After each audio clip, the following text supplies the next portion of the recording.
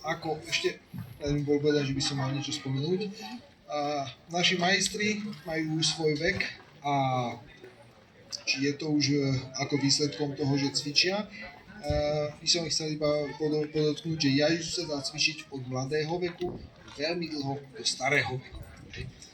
Znamená, že je to na jednej strane učenie bojových umení, na druhej strane je to aj cvičenie na udržovanie aspoň nejakej fyzickej kondície v určitom čase. Jajicu môžem cvičiť pomaly a rýchlo, podľa každého, ako sa mu páči.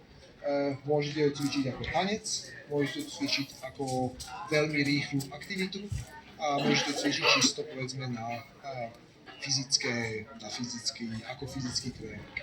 Sice sa to nezdá, ale vstávať 3-krát do týždňa z týchto pozícií 60-70 krát za tréning je dosť namáhavé a nepoužíva to úplne štandardné stavy, ako keď teda svaly, ako v povedzme klasických športoch, plavanie a tak ďalej. Tenis.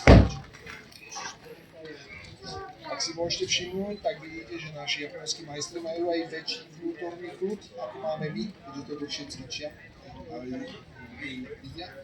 A majú aj lepšiu synchronizáciu pohybu. Ak si všimnete, tak sekanie je spojené s chodením, je spojené s hýbaním. Ten sek je viac menej tak skoordinovaný, aby poukazoval na, aby čo najideálnejšie dopadol alebo sekal v tom danom momente.